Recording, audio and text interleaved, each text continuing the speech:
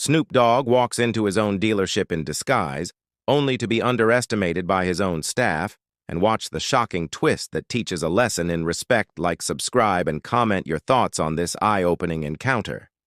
Snoop Dogg strolls into a dealership in a hoodie. Manager: "Sir, this isn't a place to window shop. Please leave." Snoop: calmly, "I'm just looking." Manager: "These cars aren't for you." Narrator: "But what the manager didn't know? Snoop already owned every car in that showroom."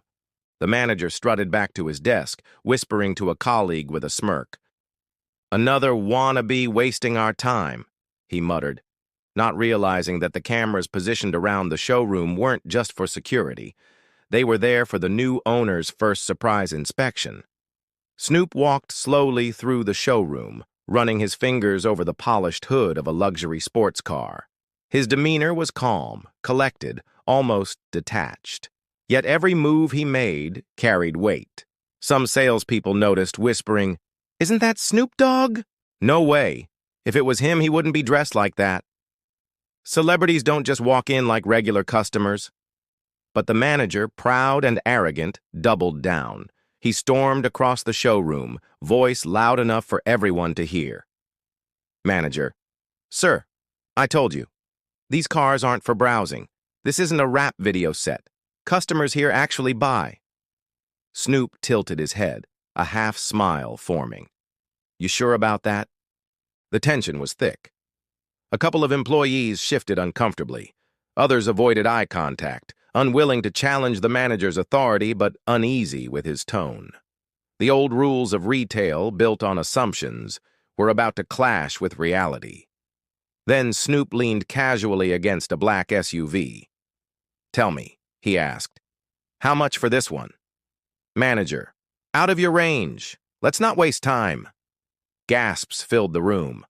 One young salesman whispered under his breath, "That's definitely Snoop Dogg." But the manager waved him off. What followed was a study in arrogance versus quiet power.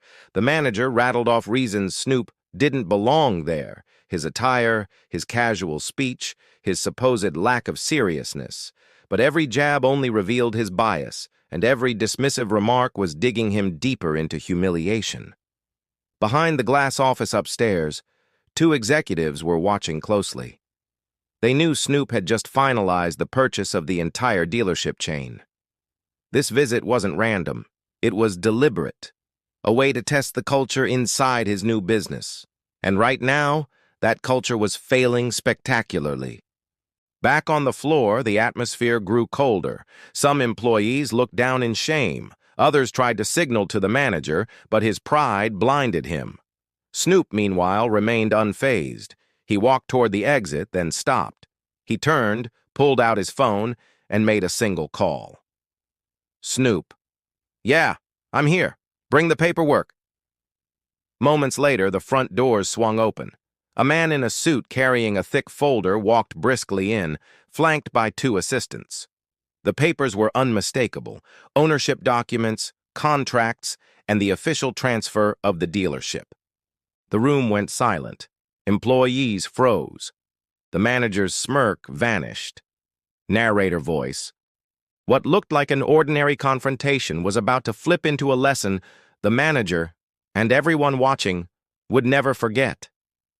The manager's face was a mixture of confusion and fear as the suited man set the documents on a glossy showroom desk. Employees gathered around, whispering nervously. A few pulled out their phones, realizing they were witnessing something unforgettable. Manager: "What's going on here? Who are you people? Who are—" The suited man adjusted his tie, speaking calmly. "We're here on behalf of the new owner. These papers finalize the acquisition. Effective immediately, all dealerships in this chain are under Mr. Calvin Broadus." Heads turned instantly. Employees' jaws dropped. Someone gasped, "That's Snoop Dogg's real name." The realization rippled through the room like an electric current. The man the manager had mocked, belittled, and tried to push out was no random customer. He was their new boss. Snoop Dogg leaned against the SUV once more, this time with deliberate authority. He removed his hoodie, revealing a crisp shirt beneath. the kind only someone serious about business would wear. His gold chain glimmered under the fluorescent lights. Snoop, you said I don't belong here. Funny thing is, this is mine now. Every car, every desk, every paycheck. The employee's silence was deafening. The only sound was the manager's shallow breathing. His arrogance had collapsed into panic. A bold young salesman finally spoke. Mr. Broadus, I'm sorry about earlier. Some of us knew who you were. We tried to stop him, but... Snoop raised his hand, silencing the room. He wasn't here for apologies. He was here to expose the truth. Snoop. See, this ain't just about me, it's about respect. Too many folks judge by what they think they see. A hoodie? You assume broke. My skin? You assume trouble. But let me ask you this. He scanned the room, locking eyes with the manager. Snoop. How many customers walked out this place feeling like you looked down on them? How much business you lose because you couldn't see past your own pride? The manager swallowed hard, sweat forming on his forehead. His authority was gone, replaced by dread. He tried to protest. Manager, I was just doing my job. Snoop smirked. Your job? Or your ego? The tension exploded as the suited man slid the ownership documents across the desk for Snoop's signature. Snoop uncapped a sleek pen and, with deliberate slowness, signed his name. Cameras flashed, several employees now recording the moment on their phones. In that instant, the balance of power shifted. What began as arrogance ended as a lesson carved in ink, witnessed by everyone present. Snoop placed the pen down, then looked directly at the manager. Snoop. Here's the deal. You got two choices. Learn respect or find another job. 'Cause in my house, we treat people right. The manager's legs trembled. The same man who had mocked Snoop minutes earlier now stood in front of him, exposed, powerless, and desperate. Employees erupted in quiet applause, their loyalty now clear. Some smiled with relief, realizing change had finally come. Others whispered about how the story would go viral by nightfall. And through it all, Snoop remained calm, controlled, and purposeful. His presence filled the room, not as a celebrity, but as a leader reminding everyone that respect costs nothing, but arrogance can cost everything. The climax was not the purchase itself, but the lesson behind it. Humility and respect are worth more than any luxury car in the showroom. The atmosphere in the dealership had shifted completely. Where there had been arrogance and hostility, now there was quiet respect. The manager stood frozen, hands trembling, as employees glanced at each other, unsure whether to comfort him or distance themselves.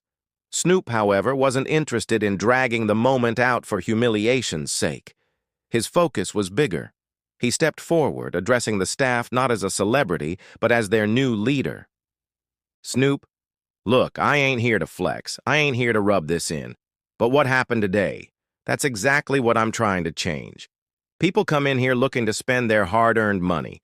They should walk out feeling respected, not judged. Several employees nodded, some looking ashamed. A young receptionist whispered to a colleague, "He's right. I've seen people leave upset before." The manager, still pale, tried to speak. "Mr. Broadus, I didn't know..." Snoop held up a hand. "That's the point. You didn't want to know. You made up your mind the second I walked through the door. That ain't business. That's bias." The silence was heavy. Every word carried weight, pressing down on the staff who realized they were part of a culture that had tolerated the manager's arrogance for too long. But then Snoop's tone shifted, softening slightly. "Here's the deal. I believe in giving people chances. You mess up once, fine. Learn from it. Mess up twice, it's on you. I don't fire people for mistakes. I fire people for refusing to grow." The employees exhaled in relief. A few clapped quietly. Others nodded more firmly this time. It was clear Snoop wasn't just talking about the dealership. He was talking about life. Meanwhile, the suited man with the ownership documents gathered his briefcase and whispered to Snoop, The press release goes out tonight. Do you want to approve it? Snoop shook his head. Nah. Let 'em hear it from the people who work here. They'll tell it better than a press release ever could. At that, one of the younger saleswomen raised her phone. With your permission, Mr. Broadus, can I share this moment? Snoop smiled. Go ahead, but don't make it about me. Make it about the lesson. Within minutes, videos of the scene began flooding social media. Clips of the manager dismissing Snoop contrasted with the reveal of his ownership. The internet exploded. Hashtags like "Mir Respect First" and "Mir Snoop owns it" trended by nightfall. Back inside the showroom, customers began arriving, some curious, others inspired. One older man walked in and shook Snoop's hand. I never thought I'd see the day when someone taught that man humility, he said, nodding at the trembling manager. Snoop grinned. It ain't about him. It's about all of us. We gotta stop judging books by their covers. The dealership that once felt cold and elitist now buzzed with renewed energy. Employees stood taller, prouder, ready to serve. Even those who had been silent before felt empowered to speak up. The toxic culture was cracking, replaced by something healthier. The manager, meanwhile, sat in his office, silent. Some expected Snoop to fire him on the spot. But instead, Snoop approached the glass door, tapped lightly, and leaned in. Snoop, you got two choices, learn or leave. I ain't gonna decide for you, but trust me, this is your last chance. The manager's eyes welled up. For the first time in years, his arrogance was gone, replaced by reflection. Narrator voice. The resolution wasn't in punishment, it was in transformation. A toxic workplace had been challenged, exposed, and given a chance to change. Whether the manager stayed or walked away didn't matter. What mattered was the lesson that would echo far beyond those glass doors. And outside, cameras kept flashing, customers kept arriving, and the story of the day's events spread across the world. By the next morning, the story had already gone viral.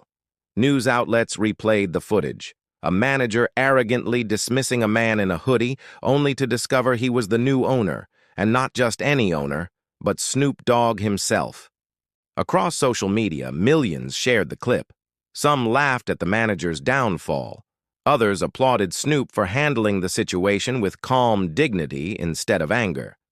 But the biggest reaction came from people who saw themselves in the story.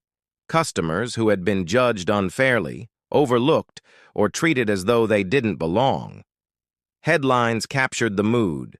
Snoop Dogg teaches dealership a lesson in respect. From bias to humility, the day Snoop took over. Inside the dealership, things began to change immediately. Employees, once timid under the manager's dominance, now felt free to serve customers with sincerity. Small gestures, a smile, a respectful tone, a willingness to listen, created an atmosphere where everyone, no matter how they looked, felt welcome. Snoop didn't just change ownership papers, he changed culture. He introduced new training sessions centered on empathy, customer respect, and inclusivity. Posters went up around the showroom with simple reminders, every customer matters. Respect costs nothing, but means everything. The dealership's reputation skyrocketed. People traveled from other cities just to see Snoop's showroom. Business thrived, but more importantly, the employees thrived. They worked harder, not out of fear, but out of pride. As for the manager, his fate remained uncertain.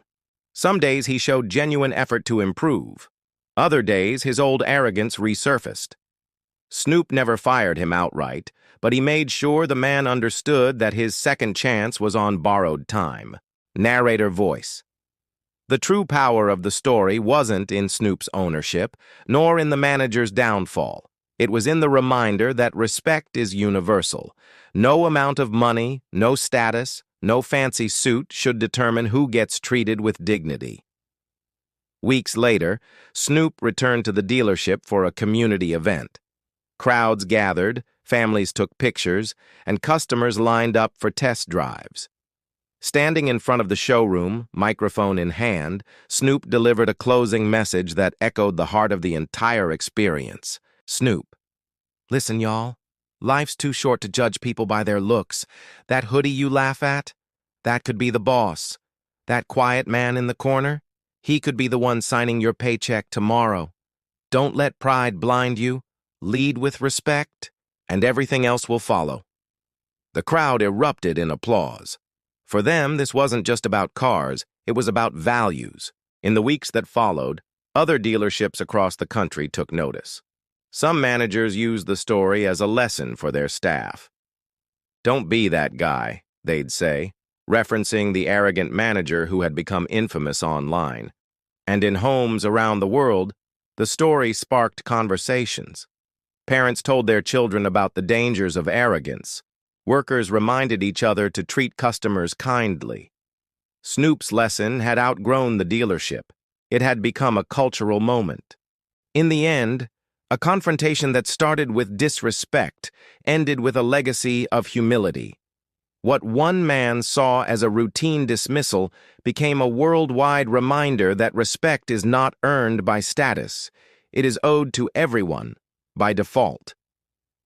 As the cameras faded and the world moved on, one truth remained. Sometimes the smallest moments, an insult, a judgment, a dismissal, can become the spark for the biggest lessons. And this time, the lesson came with Snoop Dogg's signature written in ink, etched not just on dealership contracts, but on the conscience of everyone who watched.